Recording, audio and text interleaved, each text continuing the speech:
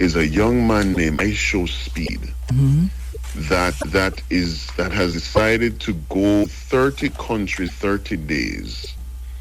He has by far one of the largest followers online, period.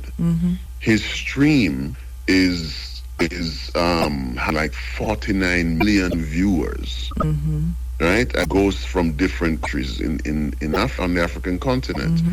And it is, I mean, you're seeing reaction videos to this young boy's stream.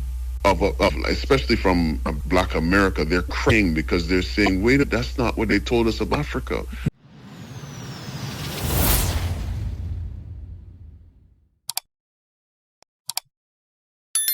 Mentioned a show, a television show, a series, Black Mirror, earlier, when I was talking about how morbid we have become and the extent to which voyeurism, coupled with this morbid nature that seems to now be almost innate.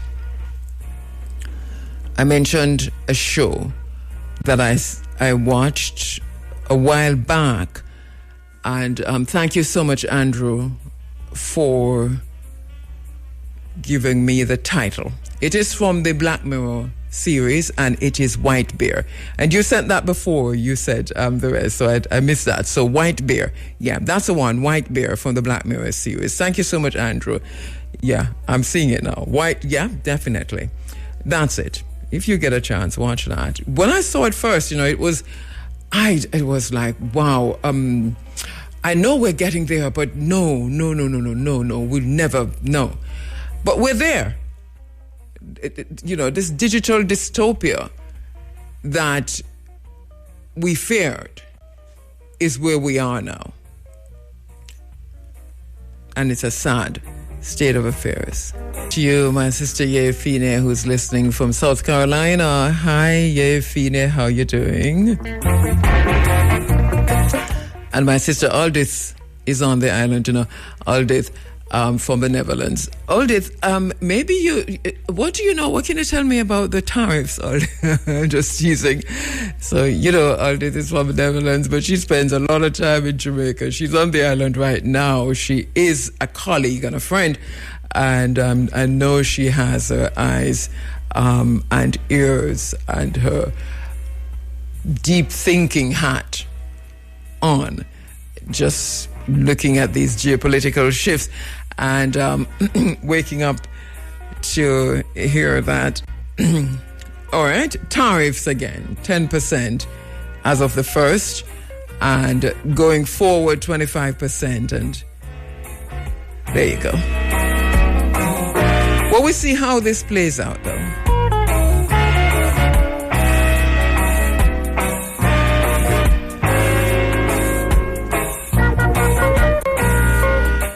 $8:27 in 3 minutes time. Listen up. Top draw dollars, pick 2, pick 3, pick 4, hard pick and cash bot early bird draws coming up next. That's in 2 minutes time, actually, just about 2 minutes. 8:28 here on the island.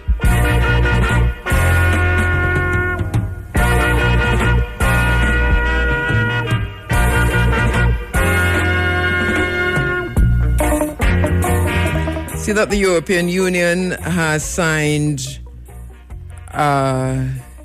is it an agreement? Mercosur, European Union and Mercosur, bloc of South American nations, signed landmark free trade agreement.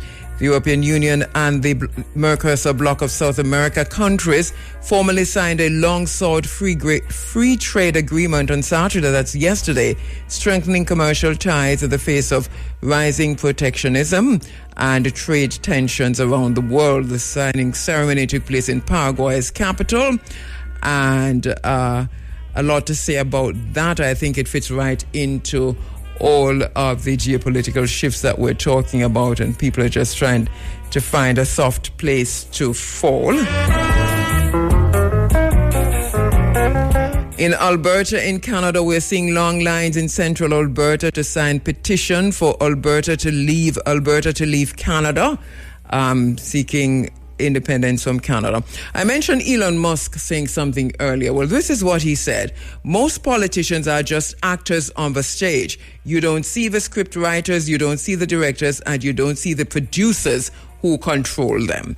This is coming from Elon Musk. Interesting information or news coming out of Davos, because they've gone ahead of the conference on Tuesday, saying that the world must now brace for a turbulent 2 years. This is what Davos is saying. Going to be joined by my very special guest, Professor Hilburn Watson, Emeritus Professor, Department of International Relations at Bucknell University, formerly taught at Howard University in Washington, D.C. You know about him because he was on with us last week. He previously taught courses such as the Modern World System, Foundation Seminar, Theories in International Relations, Seminar in International Relations, Global Restructuring, Race, Nation, State, and International Relations, and on International Relations and the Caribbean. He specializes in areas within the international political economy, international relations, and political theory. Professor Hilburn Watson. Brother Hilburn, thank you so much for joining us once again on the Africa Forum. We appreciate your time. Thank you very much. I'm delighted to join you this morning again. Thank you. So much has happened since we spoke last time, and we want to get into some of that. But we have been reading, and thank you for sending me the information from your colleague, a document from your colleague, William Robinson, the global meaning of the U.S. attack on Venezuela. This a detailed, thoughtful article of NACLA. Thank you so much for sending this, because this was so helpful in my research, just going through the many, many documents that we had to go through. So much information out there, Prof, about what's happening, about whether this is a global reset or geopolitical shifts or so on. The people are really confused. Putting on your professorial hat, what would you advise to kick things off our listeners who are researchers themselves? How would you advise that they go about sifting through so much information, misinformation, and disinformation? Yes, there is a lot of information out there. A lot of disinformation is also evident. But I think that we need to keep in mind that we're seeing a number of fundamental changes. We might begin by noting that where we are today signals the collapse of the post-war World War II international order. You can see this in the Trumpian disregard for international law. We can see what people have called multilateralism under great stress, if not a departure from that, so to speak. The normalization of the use of force, because we are at a point where capitalism, global capitalism, has reached a point where many of these transnational capitalist enterprises are awash in money, more money than they know what to do with, and they don't find any real profitable investment opportunities out there. So the rules-based international order is standing in the way of what they would like to do. Now, a second key point here is what some call a revival of the Monroe Doctrine. This is what Trump wants to call the Monroe Doctrine, insisting that the Western Hemisphere belongs to the United States. This was posted by the State Department within a couple of weeks ago, sending a warning to neighbors in the Caribbean and in Latin America at large that in effect we can read the intervention in Venezuela as a kind of project to impose discipline on on their particular perspective, or let's say on the order that they have in mind, informing regional leaders and others that Cuba and Colombia, among others, that the U.S. is ready and willing to use force to get its way. Now, you look around at the interest in controlling resources on a global scale to find profitable investments, because we have to keep in mind that at the very core of capitalism at large is crisis. It is not organized to meet socially determined human needs, and therefore there will always be attempts at some point in trying to maintain some kind of strategic security for them and to maintain financial dominance, that the world as it is set up is not a very compatible space for them. But critical here is, remember that in 1974, the U.S. entered into an agreement with Saudi Arabia to denominate oil in dollars, oil transactions, and so on. Yes. So we call it the petrodollar arrangement, and the takeover of Venezuela oil is an attempt to preserve that petrodollar arrangement that has been in deep crisis because the U.S. position has been weakening fundamentally. Now, the Trumpian notion that the U.S. will run Venezuela, build up the oil infrastructure and recoup wealth and so on, comes to what some call energy sovereignty through a kind of resource nationalism. And at the same time, the U.S. aim is to hold China, Russia, Iran at bay by disrupting rivals, if you will, right? The move here then is to cut off China's primary source of oil in the region. At the same time, we have this so-called global Trumpism, a key factor to take into consideration here, to sort of, if you will, re-invoke the Monroe Doctrine on this principle that the area is the American space. Yeah. Now, Trump believes in this thing what some call an imperialist presidency with presidential absolutism. Any kind of diplomacy is strictly transactional. It is not a question of following international law. Trump has said he doesn't need international law. The only thing that holds is his morality. Now, we know there's none there, but this is an assertion that is being made. So we're seeing in all of this then broadly, let's say, a kind of global realignment, a kind of polarization.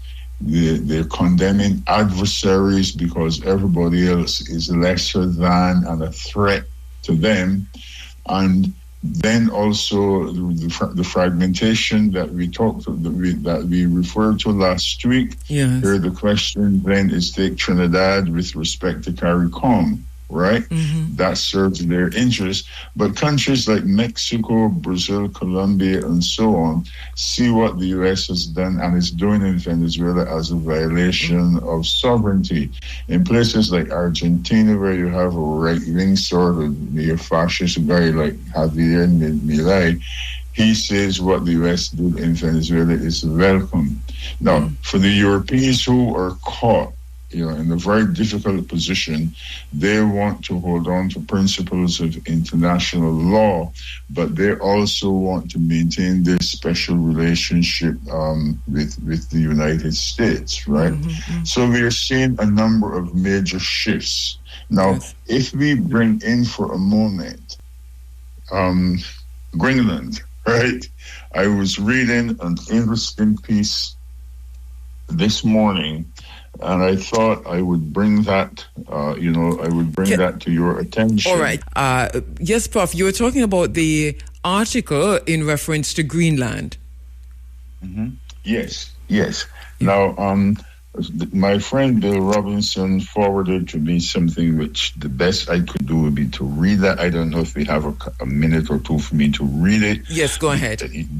Okay. So it says, if you want to understand why they want Greenland, they are lying. The technocrats really want to be near geothermal power for large data centers and direct rare earth minerals, and put these floating cities, want to set up some floating cities in Grendon and use them as seasteading and charter cities, meaning libertarian havens with zero democratic governance. Now, we have a number of billionaires who are at the center of this, right? Because they don't have a lot of investment opportunities at the time, so they want to put these billions there. Now, Elon Musk would get to test his Mars communities with how they will run this project.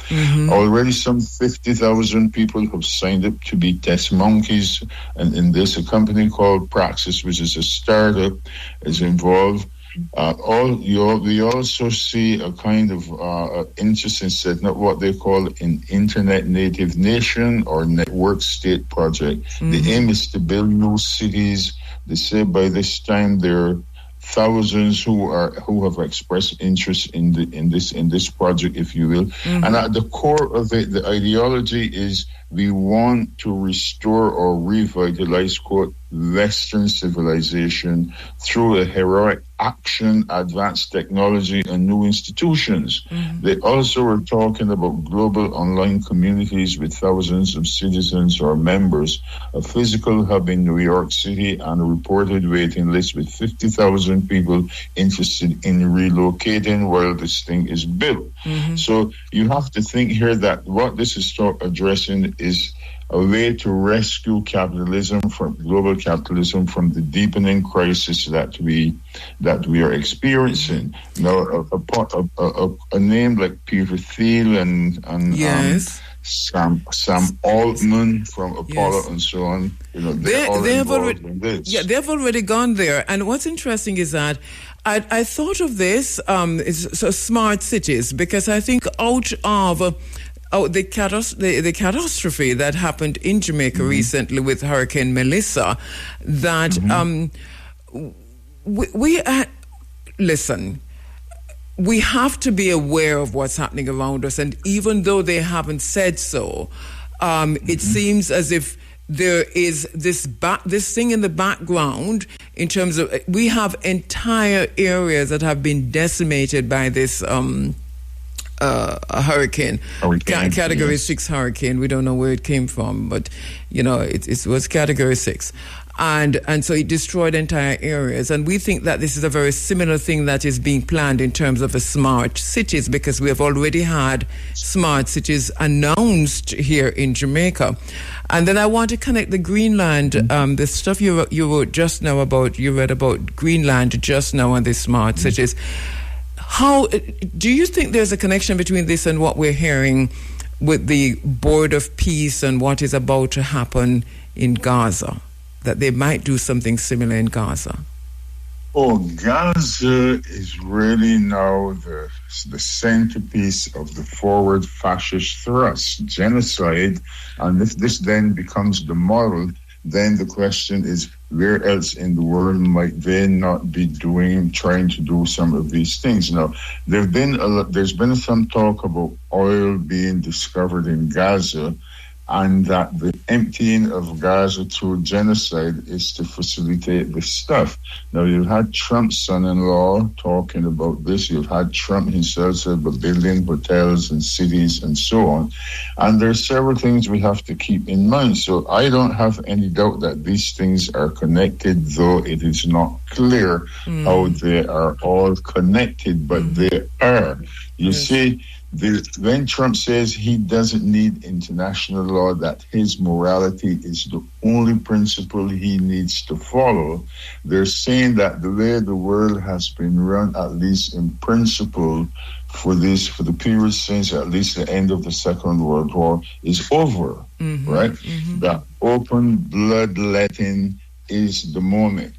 Now, Trump has also indicated that he wants to increase the military budget from $901 billion to $1.5 trillion in 2026. Yes. He has also upped the amount of money set aside for anti-immigration projects to $170 billion, and the stocks of companies that these private prisons, they are eating this up, and a lot of other investors from all other areas under what we call digitalization, or we called it surveillance capitalism, right?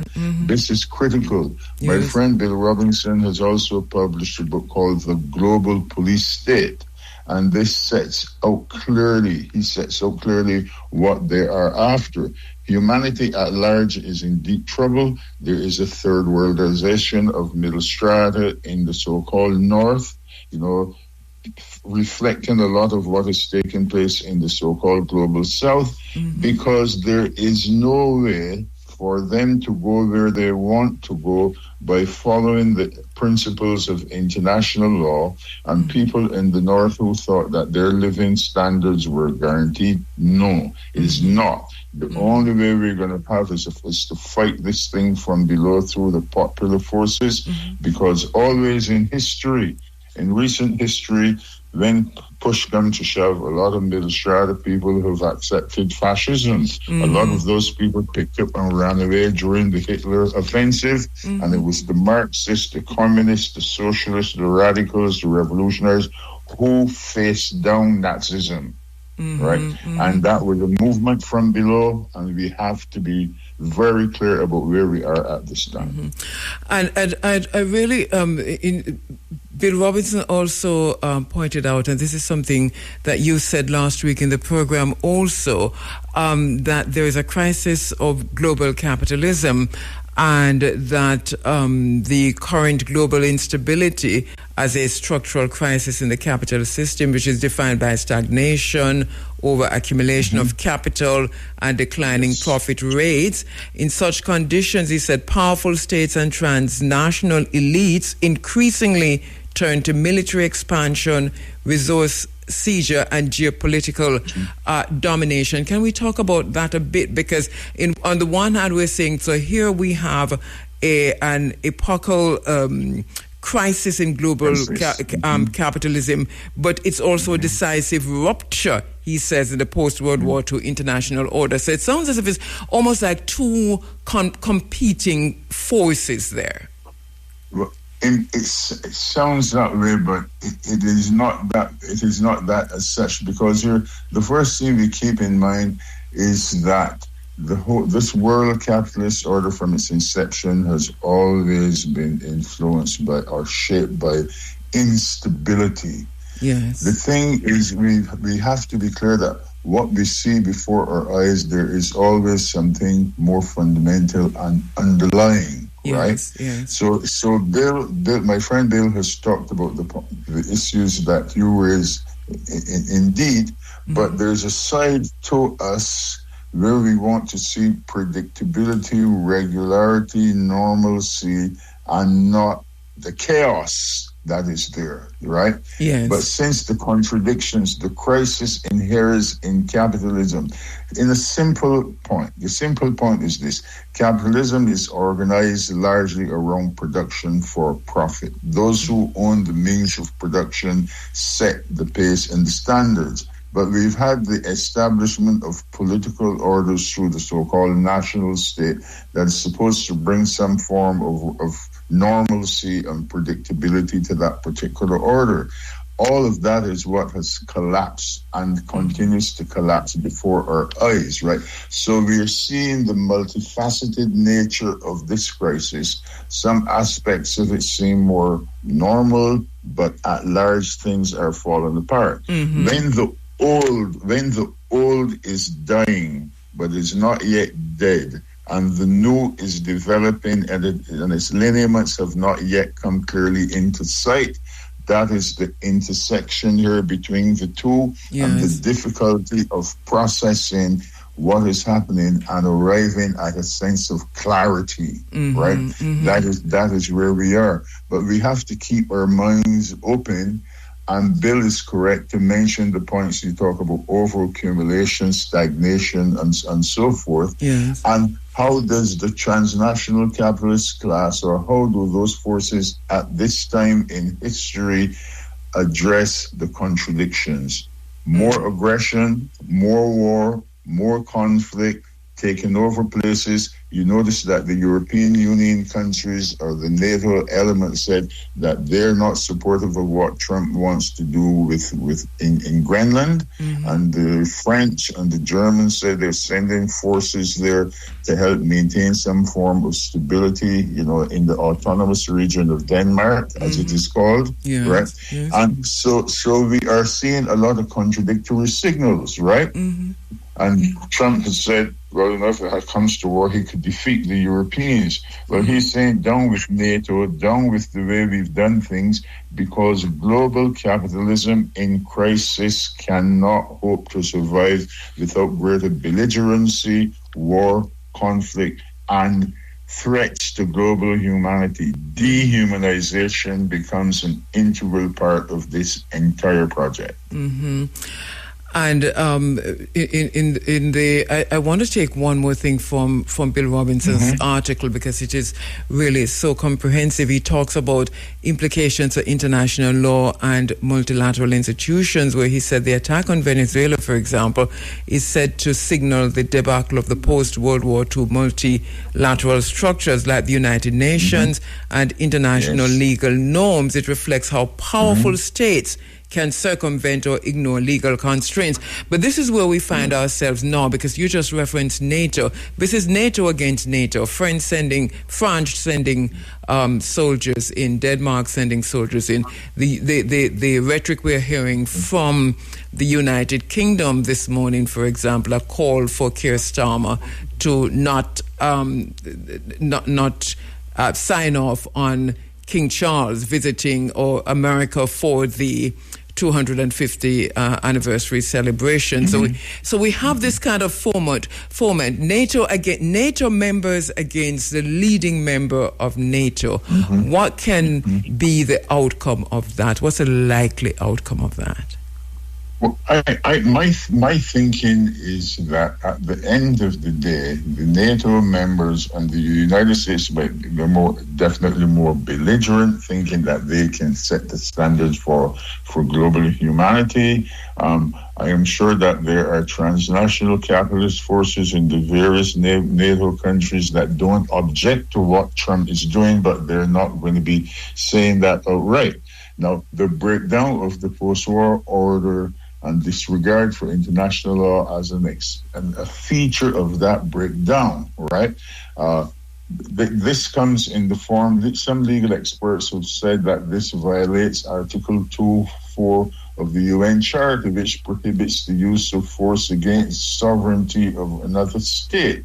Well, that has been the particular principle. But keep in mind something I have said, that sovereignty is being integrated into the global movement of capital.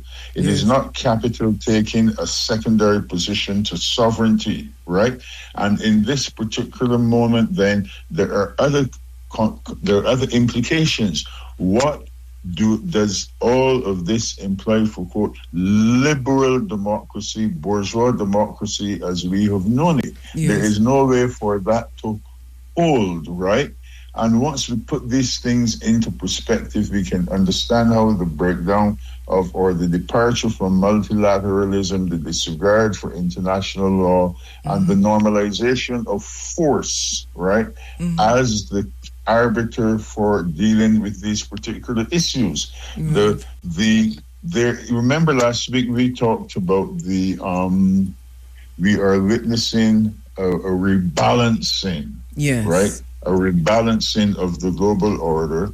And in these moments, that rebalancing process becomes very chaotic, as it were, right? And so we have to keep in focus that these are not, quote, normal times, that the vocabulary we have relied on to make sense of developments and change in the world is no longer adequate to capture the complexity, the dialectical motion of this particular process that we are experiencing. So then even democracy is going to go out with this resetting or rebalancing. If you look at Gaza, if you look at what Trump did in what they're doing in Venezuela, right? They are only committed to some notion of democracy to the extent that it holds for them. When Trump says, I do not need international law, the only thing that matters is my personal morality, you know that is an extremely dangerous thing, right? Yes. Because the broad mass of people we are in a world where half of the population, global, actually owns nothing, right? And their aim here is to to dislocate. Their aim is to expel. Their aim is to brutalize, because increasingly with the high technology process we're dealing with innovations, robotics, AI, and so on, they don't need half of the world to produce anything, right? When Trump came in the... Sorry. No, we call it here in this space, and I've been calling it, it's not my term, but I kind of picked up on it from 2019, which is to say we're heading towards technocracy and transhumanism. And I think these are the terms that I'm using. When you talk about the vocabulary has to change, I think for me this is helping me to understand what is coming. This kind of reset that is happening, and it's interesting that in the press release that Trump put out, I think it's on his Truth Social, where he talked about what was about to happen in Gaza. He said we're putting in a technocratic government, and that I found interesting, because this is if you assert the principle of international governance and then you say we don't need that, right? Then that implies you need or will try to put something else in place. But I'm saying that what we have taken over time to be supposedly a human-centered kind of process, it has never really been that in any definitive sense. And as humans become dispensable and disposable, then you take, again, I come back to Gaza, right? Just a wanton destruction. And anytime we talk about Gaza and people say Israel did, you better add the United States, because the United States funds Israel. They get over $3.5 billion a year in aid, which they don't really pay back. And they get the arms and so on from here. So what they're doing in Gaza is what the Trumpism, global Trumpism, approves, supports, and therefore says this is the model for the future. But it doesn't mean because that is their vision, that is their perspective, that is their outlook. Remember, they control the force, the military power. This global police state project that Bill talks about, right, tells us where things are. Yes. But there's the popular side, which is to fight and to resist this onset against global humanity, right? They can't do it otherwise. Remember, Trump came in 17 and put this woman DeVos in charge of the Department of Education. And the point was, we don't need all this schooling, we don't need all of this education for massive and increasing numbers of people. Let's forget about them. They are going to be off the agenda. And if they go, look, in the United States today, some of the people who are suffering the most acutely are the MAGA people in all of the white rural districts and other areas where hospitals have been closing, schools closing, radio stations closing, and they're living under some of the most depressing conditions, and yet they think he is a deliverer, right? That is the MAGA base, some 30-something million, and this is the canon, the fodder for fascism in the United States. And then ICE and so on, we can see all of this stuff of unfolding before our eyes. We're at the center of global capitalism. The U.S. did more to promote globalization in the interest of transnational capitalist forces than any other place in the world. And now, as it finds itself subject to rules and regulations it helped to spawn, it wants to jettison all of this. Wow. That's what Trumpism includes.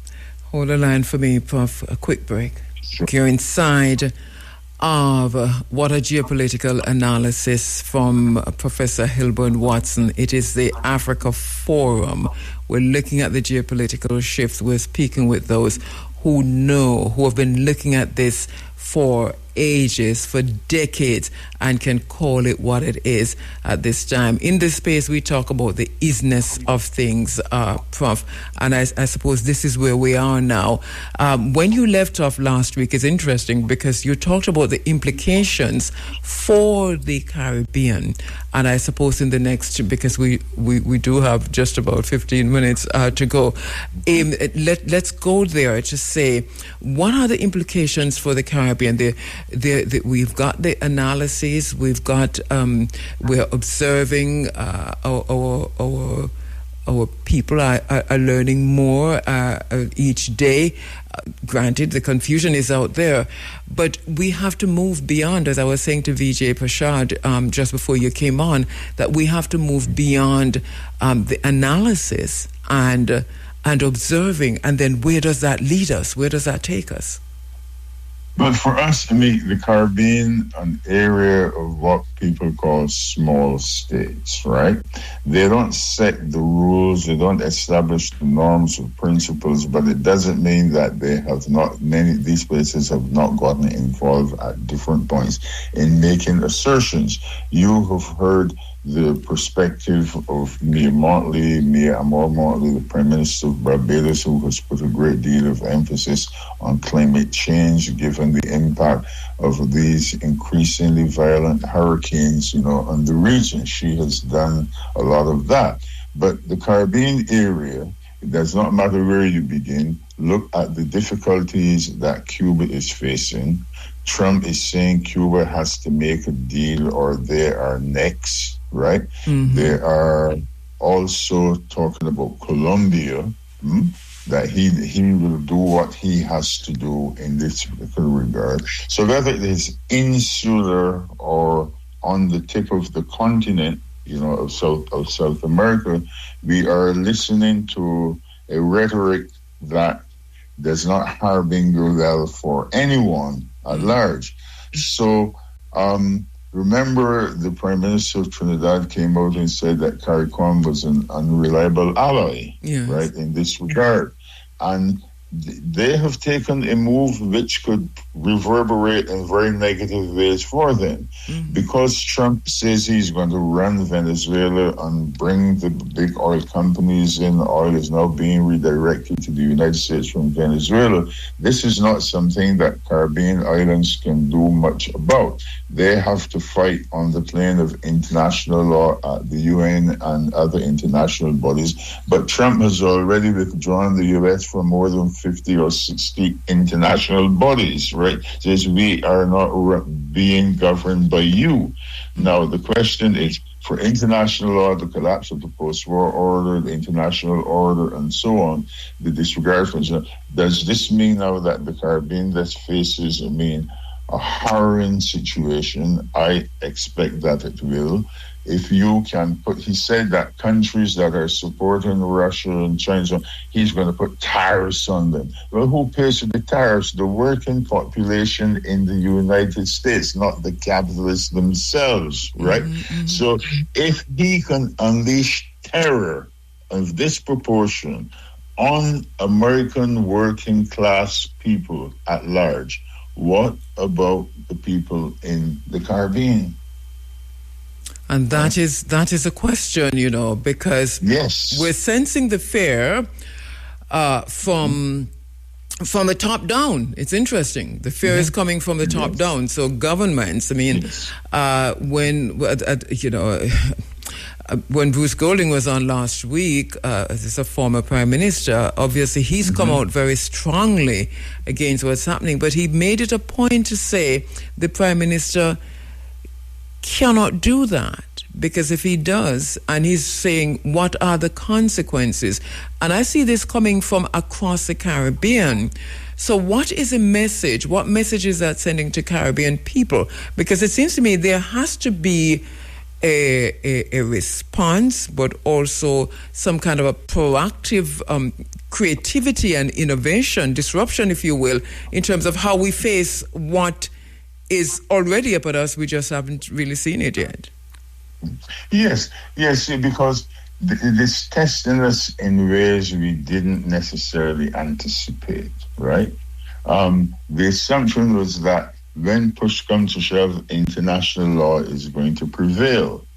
For small countries, following the principles of international law, upholding the United Nations system, charter, if you will, and becoming more deeply embedded in institutions that play key roles in global governance, that is where we have, in the Caribbean, have put our hopes and put much of our resources, from New York to the European spaces and so on.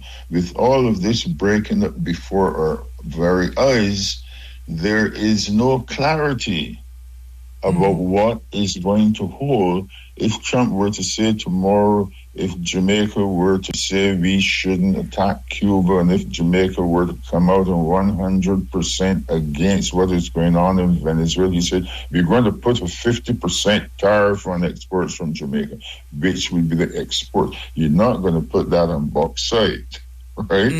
No. Who is going to be hurt by any of this? It would be the broad mass of people facing enormous challenges at the very moment. Yes. The Prime Minister of St. Lucia was on last night. I was listening to him. We're not about speeches going around the world and giving big speeches. He was talking about me and Motley. Says, every time I go to bed, I ask God to help me to see more clearly what is before me. I'm looking out for the people of St. Lucia. Well, it's and Caribbean countries. Chaotic. And Prophet, that it includes Jamaica, but what I find it, so Guyana is not on that list, Trinidad and Tobago not there. And interestingly, people are not paying attention to this. The Dominican Republic is not there. And we need to look again at the Dominican Republic because, you know, when you talk about drug trafficking, for example, I had a series of programs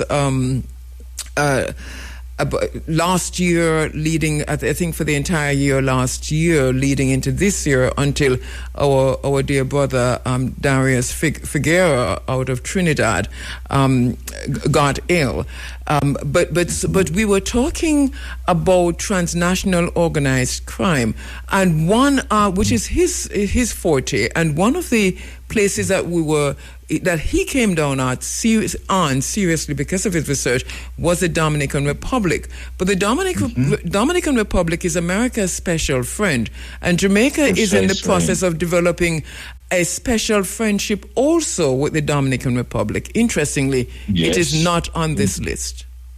Yes, the Dominican Republic is not on the list. Trinidad is not on the list. Guyana is not on the list. I mean, these folks are very clear about who is submissive, who is willing to play their games, and to, you know, what you call the carrot and stick approach, right? Yes. Or handing a sock here to Cerberus, the three-headed dog that monitored the gates of hell, right? And legend. And here, so we are seeing aspects of this is not at all surprising. The same you might say in South America, Argentina, to some extent Peru, Paraguay. They always have their friends who they're saying to the rest, look, if you behave nicely, if you follow the rules of the global police state, you will get a SOT here or there. Yes. But there's no guarantee in any of this, right? So you're right about who is on the list and who is not on the list. But America always says, we have no permanent friends, we have permanent interests. Yes. And therefore, anyone that we want to throw under the bus, we might. Look at Delcy Rodriguez in Venezuela today. How much are we hearing about this woman who got the Nobel Peace Prize and so she gave it to Trump? Well, the Nobel Committee said you can't do that. That's Machado. Yeah, Machado, yes. I mean, she's a grifter, the one who was banned from politics and so on. Right. Then she participated in the move to overthrow Chavez, back in the 90s. So now she had a meeting with Trump, but he's going to say to her, Delcy is our person. Delcy says she wants to work things out with the United States. And the CIA had made it clear that it is better to have Chavismo. It would allow for more stability at this moment in extracting oil and whatnot than to go over to this Machado. So she may be under the bus, maybe permanently. They don't need her. She couldn't have predicted this, right, or anything. So the chaos that is reigning is indicative of the deepening crisis and the increasing visibility of the global police state. And those countries are secondary, the Caribbean region, very secondary, if not marginal, in this process. I see where Bill Robinson, in his article, he closed off with a call for resistance and alternative forces. Yes. He said there should be mass resistance by global working and popular classes as the only force capable of restraining this drift toward militarized global capitalism and to reclaim sovereignty and dignity for peoples worldwide. That's going to take... Yes. Yeah, go ahead. Yes. Now, after Bill published The Global Police State, he published Global Civil War. Yes. I was on the program that was launched in London, and I was on the program with him discussing Global Civil War, right? Yes. So this is about he doesn't, he is a dialectical thinker, and Global Civil War would be from the popular forces, right? The popular forces at the broad societal levels. Yeah. I was just reading that right there in Minneapolis, Minnesota, there's a strike planned for the 23rd with the, bus drivers and others, popular forces. Then it comes to the ground on that level. When popular forces rise in large numbers, they can confront this machinery, right? Yes. Now, people have to be careful out there, because when the global police state put forces, they put people with lethal weapons, right? They are not opposed to unleashing terror. And remember that this fascist thinking Stephen Miller, who is an advisor to Trump, he is urging him to invoke the what is it? The insurrection. Yeah. Yes. He's been behind this for a long time, right? Yes. And there have also been some discussion for a few years that the Republicans in Congress have been behind arming their supporters in the various states. Yes. We haven't heard of any Democrats talking openly about that. But if you come out into the street with popular power and they come out with their bazookas and with their this and their whatever, they might have an advantage. But we have to insist that popular resistance from below becomes critical in confronting this massive antisocial top-down fascist strategy that is more clearly articulated in the United States and under Trump than we had seen it before. Well, we're going to leave it there. Thank you so much, Professor Hilburn Watson. As usual, food for thought. And we appreciate your perspectives, your deep thinking on these matters. Thank you so much. Thank you. See you next time. Yes, we'll talk soon, because we're going to be calling up on you again. Of course. We're giving you a week off. Yes. Thank you. All right. 21 minutes after 9 o'clock. Let me do this. All right. Hurricane Melissa has devastated the homes and lives of many of our brothers and sisters. We're making an appeal to give generously to the IRFM 11 Cocoa Relief Drive. People in affected areas urgently need rice, flour, sugar, cornmeal, non-perishable food items, oats, crackers, canned food, sardines and mackerel, tarpaulins, solar lights, battery or solar-powered radios. Personal hygiene products are also welcome. Drop your donation at IRFM here at Coconut Grove in St. Anne or 1B Courtney Drive in Kingston. Get your donation to those who need it. A small donation from you will make a big impact on somebody's life. The IRFM 11 Relief Drive. Let's get Jamaica back on its feet quickly and make the Irish chill. Just a caution. We do not need any more donation of clothing. Do not need any more water. Okay? Thank you so much. 9:24, and we're standing by for our next guest. A little bit, just because I have your questions about Hilburn Watson. And he was on last week. We did the entire bio. We did a very short bio week. But he is a Caribbean Association member for the Caribbean Study Association member for 35 years. He's Emeritus of International Relations at Bucknell University. He attended his first CSA conference in St. Lucia in 1966. He joined the organization fully in 1979 when it met in Martinique. Since then, attended the CSA every year in 2002 when it's held in Bahamas. And he was elected to CSA Executive Council in 1988, was re-elected again. Each subsequent term through 1993, he served as president in 1992 to 93, Jamaica president 1993 to 94, America, and as immediate past president 94 to 95. He's a graduate of Howard University and in political science. He served as chair of the department from 1986 to 1990 and acting chair of the Department of International Relations at Bucknell University from 2011 to 2012. Please Google him and buy his books and read his books. Also, we mentioned William Robinson a lot morning. Please buy his books. You heard Professor Watson made reference to them. We're also going to try to get Bill Robinson on this program, and hopefully he'll be able to make it soon to the space. When it happens, we'll let you know, but we're trying to get him. All right, let me do this and come right back.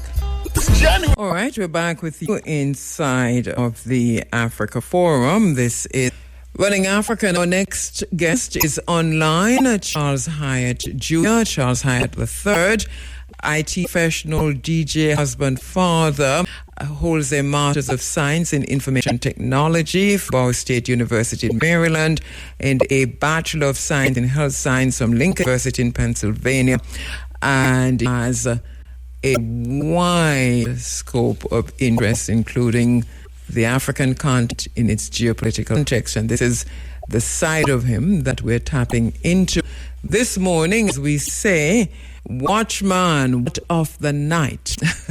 Good morning, Charles. How are you doing? Good morning, Kabu, and your listeners. Good morning to everybody. You're very, very low and have everything turned up really high. All right, is this so? Just a little bit better. I know you're in a place 3 hours behind us, right? So it could be a matter of you just waking up. Let's see, is this better? Really? What's it that we're not hearing, Charles? I'm hearing, though, you're clear. I'm right up on the... Yes, you are clear, so we're hearing you clearly. It's just that it's low, and I think our listeners will be able to turn their, whatever it is that they'll to hear you better. But you're clear and good. There's no static. So I think we can go with it. What of the night, and I'm not joking, because we're looking at continental Africa, and what a time. What are big stories coming out over the last few weeks for you, Charles? All right, so let's start one of the big stories right now in Africa, which is takes on Morocco in the final of the AFCON series. And so that's today at 11 o'clock my time, which is 2 o'clock Eastern time. I believe that's going to be 12 Jamaica time. Mm-hmm. A lot of people are looking to see Senegal repeat. Mm-hmm. And we'll see how that turns out. Now, when you talk about geopolitical, I believe the two biggest stories on the African continent right now are, of course, the Ugandan. Yes, of course. Where Museveni has won officially with 75% of the vote. Mm-hmm. But it is serious contest going on in that election because Bobi Wine who is the biggest contender, is people's president. There's no doubt about it. And there has been, there's been some exposing of election fraud and all of the things prior to the election. All electricity, all internet, everything went out. Bobby Wine put on the house arrest. From what I'm getting from sources, he escaped arrest, and he has been making some public statements as on the run. But he's also on the social media. He's tweeting. He's on X. Yes. So they're trying to lock him down, but we're gonna have to watch that. See how it turns out, because it has been getting more and more violent. People have lost a good amount of people their lives in clashes with the military forces and so on and so on. So we have to watch that very closely. Are you in any way surprised that the African Union came out so quickly to say, free and fair? Well, congratulations. Absolutely surprised, because we know that the African Union is a puppet, a group of puppets for the imperial forces from the West, and so they would say what they're saying, right?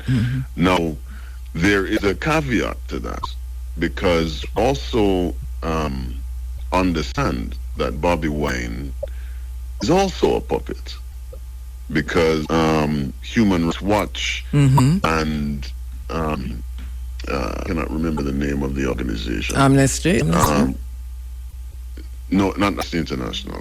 Has become tyrant, and the other side. On the other side, it's Bobby Wine, who is controlled by the West. And what choice? Right. What a choice. Now, it's interesting how Africa News works. Right now, regardless of what governments are doing, one of the most impact things happening in the African continent right now is a young man named IShowSpeed that has decided to go 30 countries, 30 days. He has by far one of the largest followers online, period. His stream is like 49 million viewers, right? It goes from different countries on the African continent, and it is. I mean, you're seeing reaction videos to this young boy's stream. Of especially from Black America. They're crying because they're saying, wait, that's not what they told us about Africa. Look beautiful the places, look wonderful the people are. And I mean, it is changing, wiping out the narrative of the image of Africa to the West. And it is a big story. Whenever he goes into a country, he basically takes over the country. He did it in Kenya, he did it in South Africa, and many, many different places. Showing, and the thing is, what he's doing is he's showing on the ground the real people of the country. It's not like going to the politicians and having them showing the best parts of, but he's going into the ghettos, into all these different ships. And he's going to the people. And you're right about his following. But are you? I'm not. All right, go ahead, because I might be interrupted. You're actually coming to with him. No. Go ahead. I thought something to him in Algeria. I'm not sure if that's what. In Egypt. Oh, in Egypt. Okay. Yeah, Egypt. He met Egypt. Egypt tries to see himself sometimes as an African. Right? Sometimes. I'm trying to be very nice. Yes, nice to Egypt. Yes. Yeah. So he's feeling that in Egypt. Yes. And I understand he actually took down his stream. The first time he did. Yeah. From Egypt. We noticed, Charles, when we were in Egypt either 2.5 years ago, I think it was, And I reported on it for the first time. I've been to Egypt many times, and for the first time, I could be open about Kemet or so Egypt has now put laws in place that makes it an offense for African people, whether you're coming in study groups or others, to come in and claim that you are the original Egyptians and that they haven't started this civilization. So these are the Arabs who just the other day, because remember we have dynasties going long for time. Absolutely. And so the Arabs who came in just the other day, they came in Hyksos, they just came the other day. And they are now claiming that it's their civilization, and African people who go in. I've been there and seen map shows, for example, sold with Black American artists, because the artists probably said, we're ancient Egyptians. So it is now enough to do that.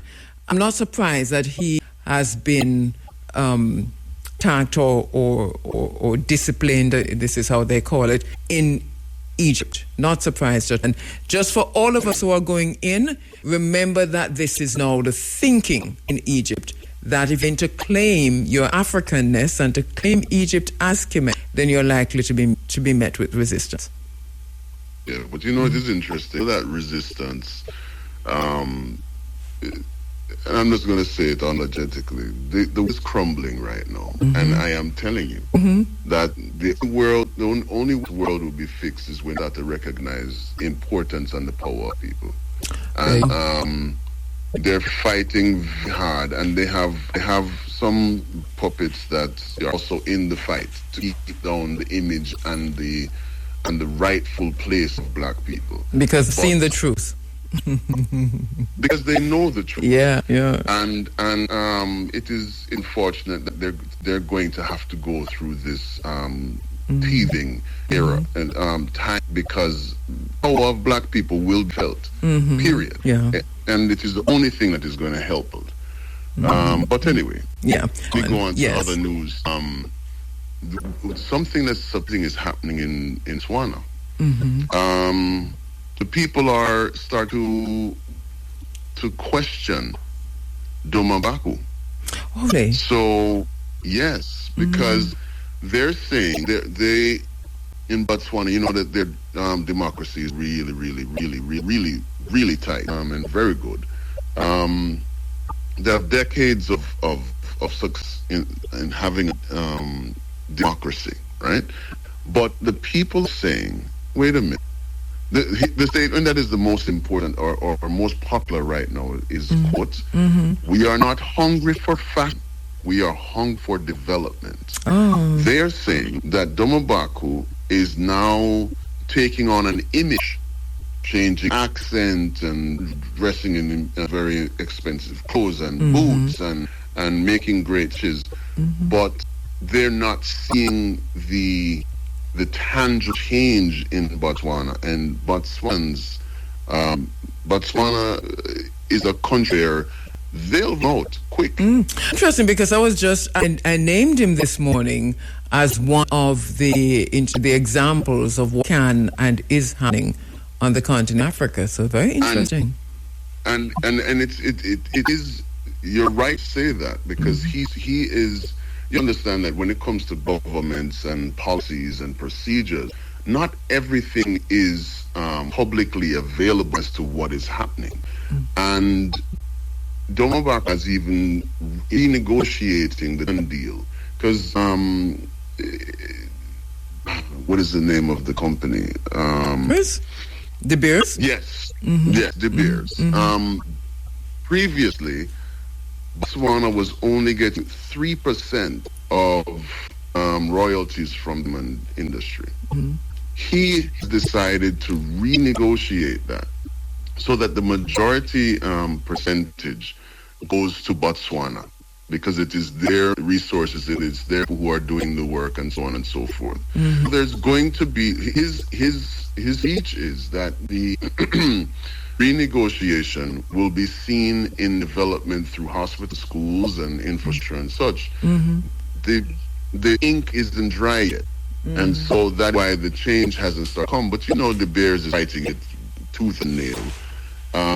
but he's doing things in the background. But people are saying we want to see development now, and that's where he's coming up on a problem. Now, to flip that, and I know we only have a few minutes, but over in the Sahel, that's what Africa is looking at to say we want to see development now, because over in the Sahel, even though renegotiations and all the type of coup plots and the terrorism happening, they're actually developing, right? One of the examples that Burkina Faso, this landlocked country, has now built a fish farm industry, and they have been giving building infrastructure for farms to begin.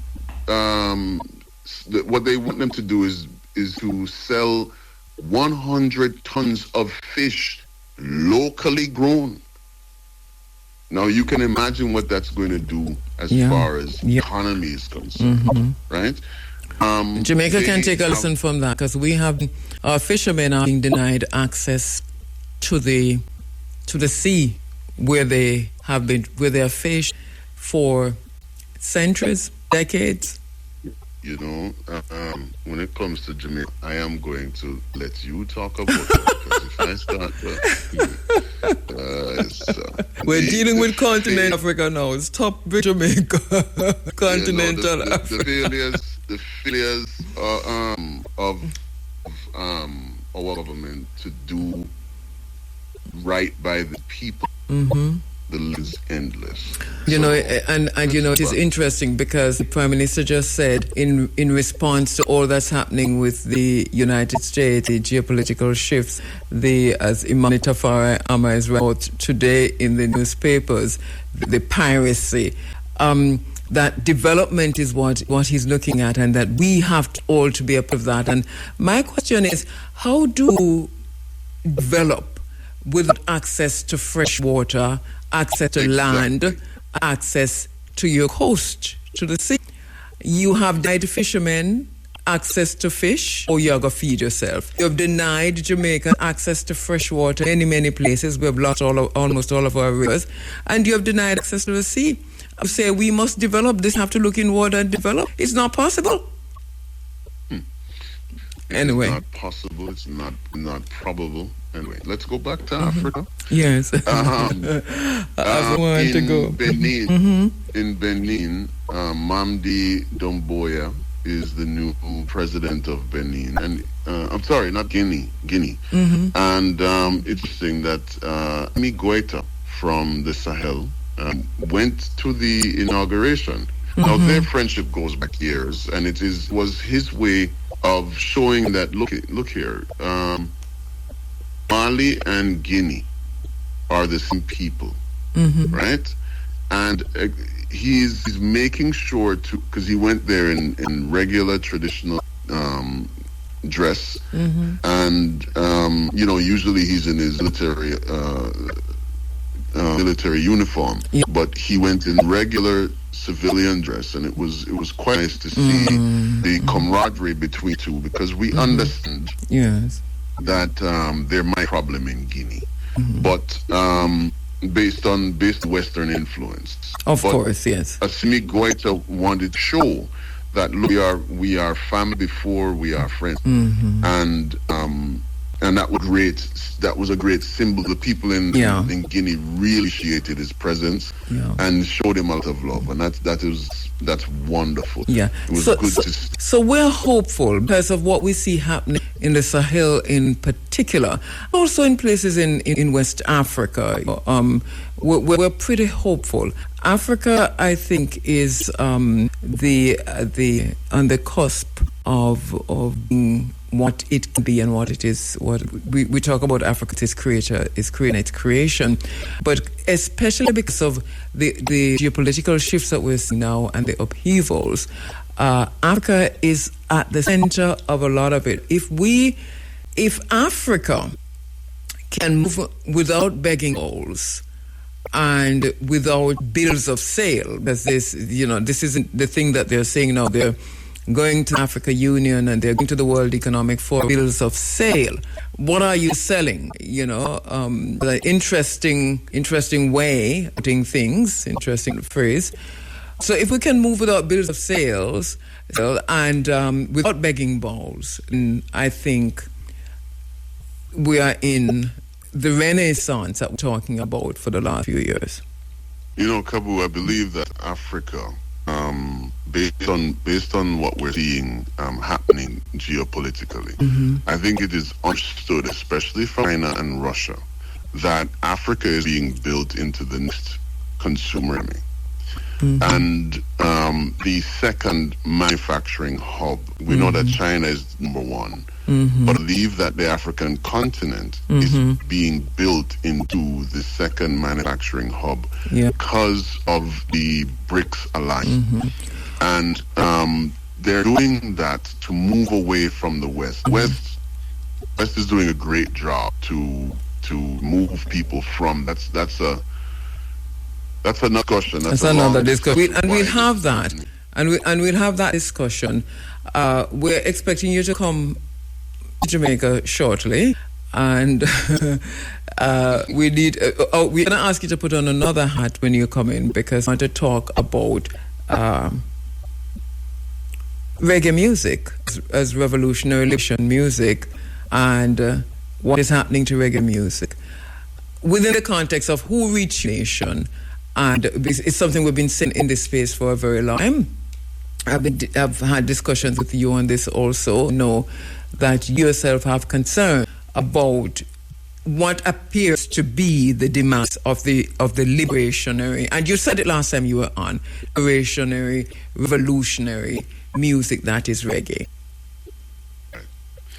Yeah, and our passport is the most important asset as far as world is concerned. And people see a Jamaica passport, and I'm telling you from personal experience, everything changes. And the question I get most when I'm traveling overseas is, what is Jamaica waiting? What are you doing? What are you doing? Because we're waiting for more freedom fighters and more news in music and more revolution in your music. But what's happening? And a long discussion I've had it in many airports. Yes. I look forward to having. I know. Interestingly, we had this discussion waiting for the ferry. You remember from the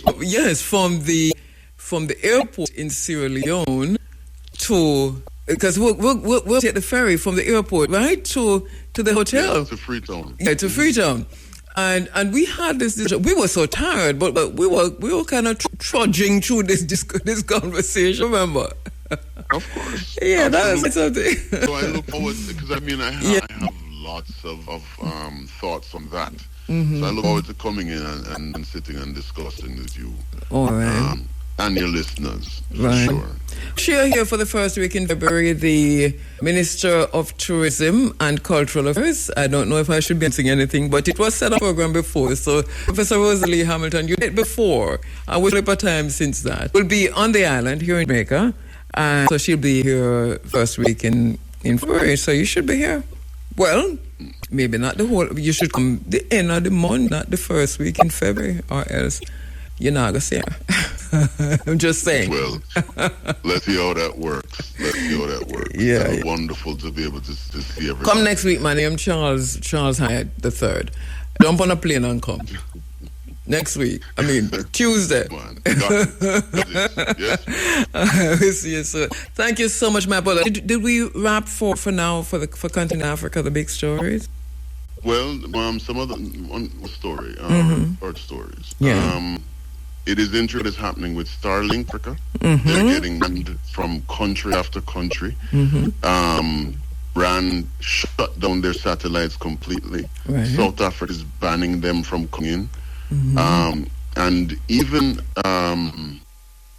countries in West Africa are saying we'd rather go with an Africa-born sat company to connect to Freenet. You know about the African internet? So Starlink is getting a lot of ring in Africa, and I think it's a great thing, because Elon is playing this game where he's playing a fear-mongering game where he's saying people are being persecuted in Africa just so that he can get Donald Trump to be stupid. Right. But that doesn't take... to take up his grandfather, legacy, Elon Musk's grandfather's legacy. As you know, his grandfather is one of the developers of, creators of technocracy. Yes. Yeah. That's another discussion. That's another discussion again. We'll plan. We have some talk about when you come in. Yeah, that's true. Yes. Now, North Korea has sent a little sound out on Togo that Togo is housing the main character or the main plot in the attempted coup in Faso, Damiba. And because that's where Damiba is staying in Togo, and North Korea is saying, don't get us involved in this thing. To hand over this man, or we're coming. And so why not? Is North Korea? Why North Korea? Because of BRICS. Okay. Because of BRICS. Okay. Yeah. Because of BRICS. IMF is under fire in West Africa as Ghana is moving away from it, creating situations where it is being self-reliant. It is becoming self-reliant. It is paying off its energy. It's using gold for oil. It is using. It has created a anti-smuggling tasks to get rid of galamsey, is the legal industry of gold smuggling. The Ghana cedi is rising, with reducing the dependence on IMF loan, and the IMF is happy.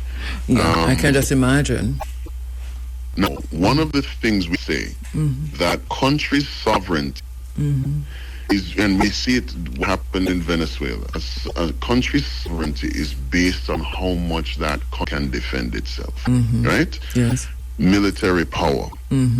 I was absolutely floored to see the delivery of, I don't know, maybe it was 60 or 70 ICBM delivered to Burkina Faso last week. And they're in possession of weapons can reach other continents, right? Which sends a great message to say, ancestors, please protect Burkina Faso and Ibrahim, because absolutely, let us whisper that news and leave it right there. Oh, Lord. Yeah. My brother, thank you so much. We're watching continent of Africa, and we're not just watching. I think as Africa rises, that we should recognize what our role and responsibilities are in that process and be a part of that. Africa indeed awaits its creation and its creation, but arise anyway and make we do away for them. Thank you so much, Charles. Yeah, my pleasure, and thank you, Cabo. Right. Say hi to Big A's right here. Hey, Big A. Charles was hired the third. You're going with the third, Big A. The second. All right, good, It's my son. Oh, this is your son. Oh, you're the second. Yeah, I'm gone, yeah. He says, oh, yes, that's true. Right, so Charles had the first, so Charles had the second. Anyway, Big A, say hello. You hear him? We have to include Big A in the music conversation, yeah. Man, I thought I'm not telling me that anything you now go come at all. Listen to and we already have him slotted in nicely, you know. Mash up him all and lead the comment. And this is interesting, you know, to say it out now anymore, so we discuss it without him, you know. Okay, we never discuss it without you. You were there from triumvirate. Julius Caesar, Cass and Boutros. I ain't taking on any of those names. The time I was on, I know, yeah. All right. Thank you so much, Charles. We'll see you later. My pleasure. All right. One love. Now the news. The prosecution in Constable Noel Maitland's trial says it believes all the evidence presented in court proves that he is responsible for the death of his girlfriend, Donnelly Donaldson. Jordita Williams reports. Maitland has been charged with the murder of the 24-year-old influencer who was reported missing sometime around July 13, 2022. He's also charged with preventing the lawful burial of a corpse as Donaldson's body has not been found. Today, prosecutors presented their closing arguments in the trial. They told the 7-member jury in the Home Circuit Court that blood was found in Maitland's apartment and DNA tests confirmed that the blood was that of Donaldson. The prosecutors said the evidence points in one direction and one direction only. The trial, which started in May 2025, saw the prosecution calling about 33 witnesses, while the defense called one character witness who was also a Crown witness. The defense will present its closing arguments tomorrow. Reporting for RFM News, I am Georgetta Williams. The police are reporting a 45% decline in murders so far this year. The latest data show that 22 murders were committed between January 1 and 17. This is 18 fewer than the 40 reported for the same period in 2025. St. James and St. Elizabeth topped the divisions, both recording 4 murders each, followed by St. Anne and St. Andrews South with 3 each, while St. Catherine North and Westmoreland each recorded 2 murders. Hanover, Kingston Western, St. Catherine South, and St. Thomas each recorded 1 murder. 9 divisions have not recorded a murder for 2026. The country saw a major reduction in crime last year, ending 2025 with 673 murders, the lowest in 31 years. 10 guns have been seized by the police in Area 3 since the start of the year. Outgoing Commander Assistant Commissioner Calvin Allen says the police have also seized ammunition. Within the first 16 days, Area 3, we have removed 10 illegal guns from the streets of criminals. And that is coupled with over 150 rounds of ammunition. St. Elizabeth has recovered 4 of them. Manchester has recovered 4. And Clarendon recovered 2 so far. 10 illegal guns off the street. And we are sending the clearest of message that we really don't play around with our oath of office. Speaking at the Clarendon Police Division church service yesterday, ACP Allen said lawmen will be relentless in their efforts to keep Jamaica safe. We remain focused and fervent and relentless in our pursuit of a safer and more orderly society. We will continue to be focused. We will continue to be robust. Because more guns are out there and the criminal elements need to know that this country has too bright a prospect for us to cede even 1 ounce of any space to any criminal. So we are up and running, we are on duty, and we are going to keep Jamaica safe. Outgoing Area 3 Commander Assistant Commissioner Calvin Allen. Minister of State for National Security and Peace, Juliet Cuthbert-Flynn, has lauded the Department of Correctional Services, DCS, for its pivotal role in advancing peace and justice, citing the department's contributions to rehabilitation.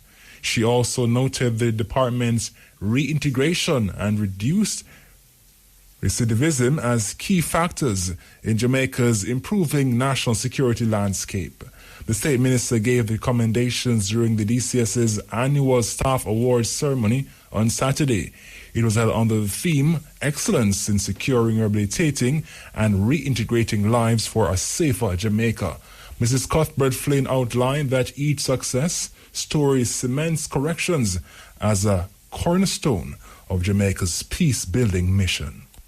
For 50 years, the DCS has stood as a pillar of national security, protecting communities, providing stability, restoring lives, nurturing harmony, and guiding individuals back to dignity and purpose. And this all translates to 5 decades of people putting their shoulders to the wheels, 5 decades of visionaries championing change, 5 decades of everyday heroes of hope, healing hearts. You have built much more than an organization. You have built a legacy. The state minister also noted the role the reduction in recidivism played in the country's historic decline in murders.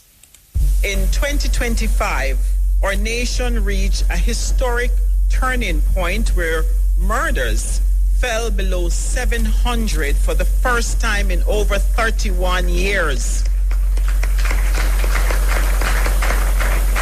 And this achievement is part due to the successes of the DCS in reducing recidivism. Minister of State for National Security and Peace, Judith Cuthbert Flynn. For his part, President of the University of the Commonwealth Caribbean, Professor Colin Giles, described the department's work as critical to the maintenance of peace and order in society. Professor Giles, who was the guest speaker, said Jamaica owes correctional officers a debt of gratitude. We salute you, and we want you to continue to work with diligence. And I leave you with this word of scripture in the book of Micah, which says, what does God require of you, O man? But to do what? Justly, love mercy, and do what? Walk humbly with your God. And if you can bring that spirit which you have been doing consistently in your work, you will see, as you have been seeing over many years, the results of transformed lives. President of the University of the Commonwealth Caribbean, Professor Colin Giles.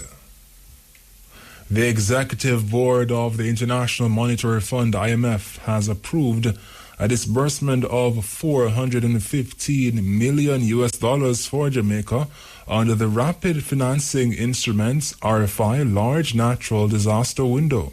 This was disclosed by the IMF in a release on Friday, January 16. Maisha Brody reports.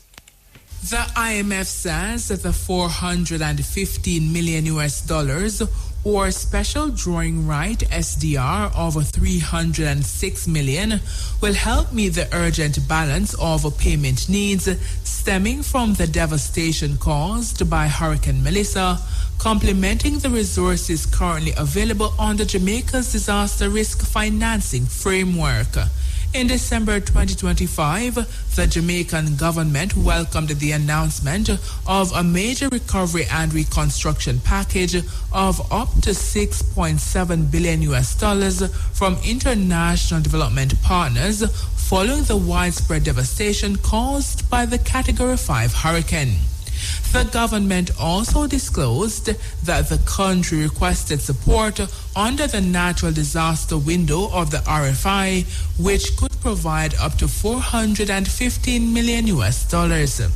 In its latest release detailing the approval of the funds requested, the IMF said Jamaica's established track record of economic reforms has created buffers that are helping to address the economic fallout and reconstruction needs after Hurricane Melissa.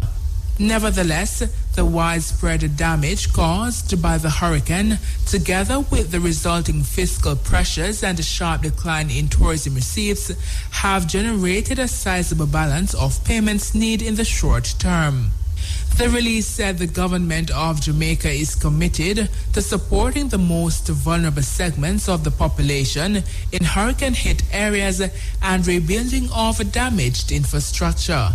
The IMF noted that while recognizing that the hurricane shock justifies a temporary easing of the fiscal stance, the authorities remain committed to fiscal responsibility and debt reduction once the hurricane shock has receded. It said the authorities also continue to prioritize achieving the inflation target and ensuring financial stability. Following the IMF Executive Board's decision on Friday, Deputy Managing Director and Chair Mr. Bowley said emergency assistance under the Rapid Financing Facility would help to support relief efforts, particularly for the most vulnerable, and accelerate the recovery. He underscored that strong collaboration with international partners remains important. Mr. Lee added that with severe damage to agriculture, the hurricane has caused a significant negative supply shock, which is creating inflationary pressures. He said the Bank of Jamaica's commitment to its inflation target remains essential to anchor inflation expectations and contain second-round effects. Mr. Lee said limiting foreign exchange interventions to the prevention of disorderly market conditions is appropriate. The Deputy Managing Director added that continuous supervisory vigilance to ensure financial stability is warranted. Reporting for IRFM News, I'm Maisha Brody. The Jamaica Medical Doctors Association, JMDA, has welcomed commitments made by health authorities to remedy poor working conditions at the Accident and Emergency Department of the Coroner Regional Hospital in St. James. JMDA President Dr. Renee Badra said a meeting was held at the weekend with representatives from the hospital and the Western Regional Health Authority. The meeting followed Friday's protest by upset nurses attached to the hospital's A&E department who called for better working conditions. The nurses highlighted overcrowding at the A&E department as a major concern. Speaking to IRFM News today, Dr. Badro noted that during the meeting, the authorities agreed to the strengthening of primary care services and the creation of a field hospital. She said commitment was also made to complete necessary repairs within 3 weeks. The Jamaica Medical Doctors Association met with hospital administration and the Regional Technical Director for the Western Regional Health Authority. The planned intermediate actions by the authorities were the strengthening of primary care services and the construction of a field hospital. In order to accommodate the excess patients currently housed in A&E, the Accident and Emergency Department, in the immediate sense, the authorities committed to completing repairs on the ward within a 3-week timeline. However, she raised concerns that even when wards are returned to pre-hurricane capacity, there will still be space issues. The JMDA is absolutely in support of any action that would better the situation at the Coroner Regional Hospital. However, our concern is this. Even when the wards are restored to their full pre-Melissa capacity, available spaces within the wards would still remain limited. The problem existed before Melissa and has only been worsened by Melissa. The new Cornwall Regional Hospital needs to be finished. Our patients need to be in a space that affords them their dignity and their safety. JMDA President Dr. Renee Badro. The capacity of the Jamaica Society for the Blind, the JSB, to deliver support to members of the visually impaired community has been improved significantly. This as the organization's facilities in Kingston were renovated by the Heart NSDA Trust. Volunteers from Region 1 of the Trust conducted the rehabilitation works as part of their annual National Development Project. The renovated building was officially handed over by Minister of Education, Dr. Dana Morris-Dixon, recently. She pointed out that the JSB is a champion for accessibility. This society has always stood out to me as an institution that symbolizes possibility, dignity, and empowerment of our people. You are without a doubt a pillar of accessibility in Jamaica. But accessibility cannot be just talking about a nice extra like putting a ramp in. That's not what accessibility is. Accessibility must be equated to independence. Every person with a disability is a person like everybody else, deserving of independence and dignity like everybody else. Accessibility, as I think about it, means being able to move confidently through life without having to ask the world for permission. The Jamaica Society for the Blind is a champion of accessibility. That is what your institution supports every day, quietly and consistently. Dr. Morris Dixon further outlined that there is need for more practical initiatives that build skills and character. I also want to see more participatory and practical initiatives like this Region 1 National Development Project. I want to thank all of you who have worked on this project. It is very meaningful, and it's the kind of thing that I would love to see more of just across our education system, not speaking of heart, but just generally. And so we want more programs that build skills and build character at the same time. So it's not just about skills training, it's about character building. And for a lot of our young people and not so young people, that element is really important to us and as a society. Because if we want to get the outcomes we want, they can't just be thinking about the skill that I have that now makes me make money. It has to be, I have a skill that makes me make money and also helps me to contribute to my country being better. Minister of Education, Dr. Dana Morris Dixon. For her part, Managing Director of the Heart Trust, NSTA, Dr. Tanisha Ingleton, said the initiative reflects the core mandate of the trust, its commitment to people, opportunity, and Jamaica's sustainable development. This project demonstrates what is possible when purpose is matched with partnership, careful planning, and a commitment to quality. This initiative reflects the core mandate of the Heart and STA Trust, our commitment to people, opportunity, and Jamaica's sustainable development. Through the National Impact Project, we continue to position the Trust not only as a training institution, but as a catalyst for social transformation and community empowerment. Managing Director of the Heart NSTA Trust, Dr. Tanisha Ingleton. Tributes continue to pour in for late Jamaican musician Stephen Cat Core. He died yesterday at age 69. Prime Minister Dr. Andrew Holness, Opposition Leader Mark Golding, and Entertainment Minister Olivia Grange are among those paying tribute to the founding member and musical director of reggae band Third World. Marquila Rumble reports. In a post on X, Dr. Holness described Cat Core as a towering figure in Jamaica's cultural history and one of the architects of the island's global musical legacy. He said, as a founding member and musical director of Third World, Cat Core helped shape a sound that carried Jamaica's rhythm, spirit, and message to every corner of the world. In recognition of his extraordinary service to Jamaican culture, Cat Core was awarded the Order of Distinction, honoring a lifetime dedicated to music and nation building through the arts. And Mr. Golding hailed Cat Core as a phenomenal musician whose contribution to Jamaican popular music over 5 decades is enormous. Mr. Golding said on a personal level, he and Cat Core shared interests in music and cricket and enjoyed good conversations. The opposition leader said he last saw him at the University of the West Indies Chapel in Kingston and warmly embraced with promises that they would talk soon. Golding said the news this morning of Cat Core's passing is therefore all the more shocking. He expressed condolences to Cat Core's wife, family, friends, musical colleagues, and fans.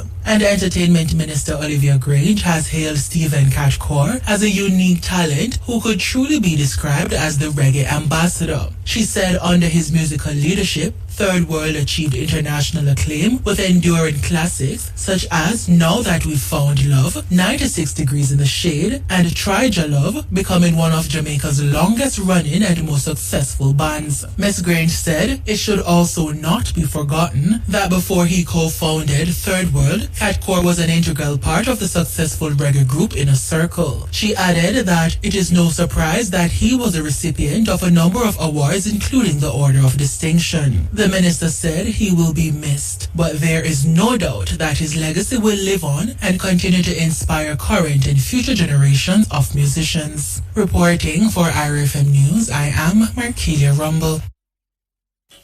And with that story, we have come to the end of the local news, brought to you by Lisman Pharmacy, with you in mind every time.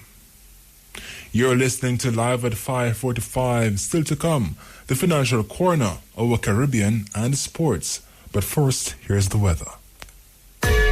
At trophies across Jamaica, there is also a stationary front across the Western Caribbean. The trough is expected to remain through to Wednesday, while the stationary front is expected to linger west of Jamaica during the period before dissipating. A ridge is then expected to build across the island by Thursday. Tonight will be fair, while tomorrow morning, partly cloudy conditions are expected across northern parishes. Otherwise, it will be mainly sunny.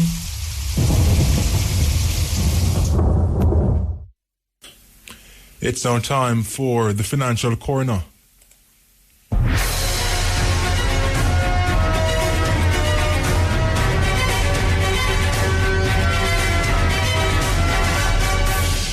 Several Jamaicans have been left confused and in many cases heartbroken as news emerged that the United States will stop issuing immigrant visas. This comes into effect on Wednesday, January 21, and will impact 74 other countries. But apart from the disappointment and the concern over funds already spent on visa-related fees, will this new policy have implications for Jamaica? In this week's edition, economist Keenan Faulkner shares his view. Good evening. I'm Shanice Gibbs, and you're listening to the Financial Corner, brought to you by Sagicor. Say yes to protecting what matters with Sagicor Life.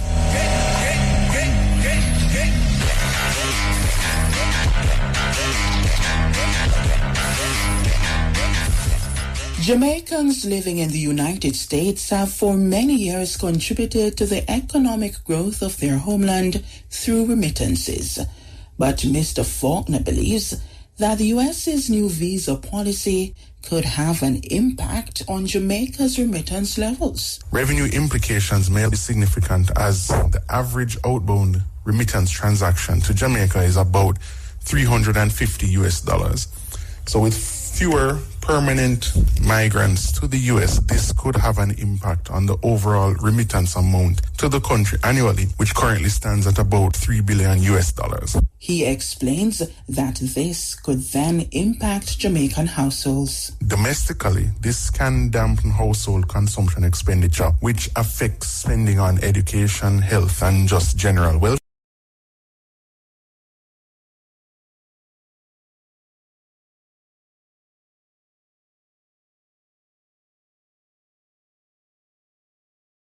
From a third-floor window at the Georgetown Public Hospital in Guyana. She has been identified 6 months pregnant, was a patient at the hospital. According to Stabroek News, the woman made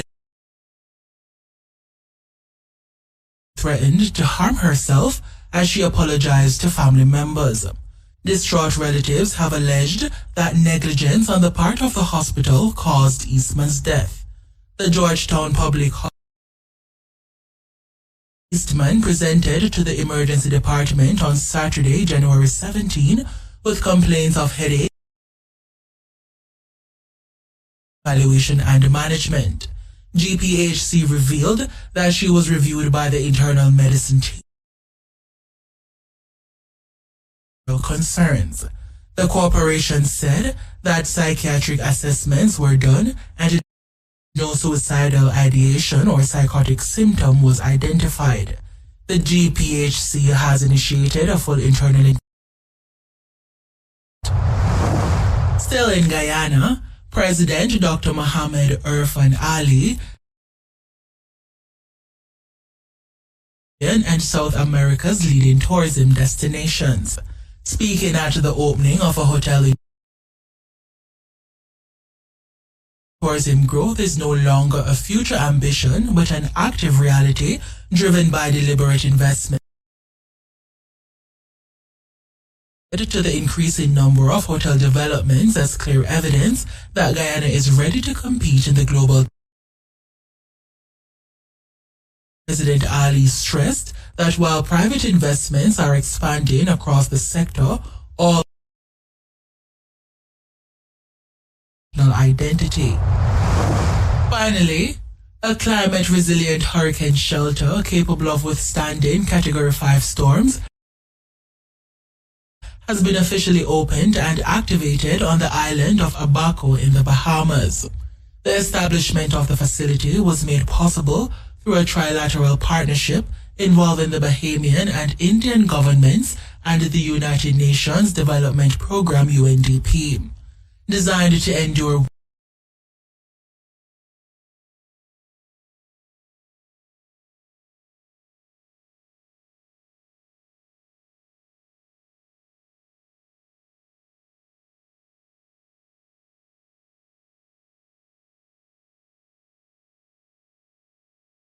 infrastructure and outdoor areas that can be used for sporting and community activities. The project a grant from the India UN Development Fund. For Our Caribbean, I am Markelia Rumble. Live at 5:45, here is a recap of some of the main points of the local news. Prosecution responsible for death of Donnelly Donaldson. Police report 45% decline in murder. Police in first 16 days of 2026. And that's a wrap on this. I am Clement Reed. Good evening. Live at 5:45. Sports and entertainment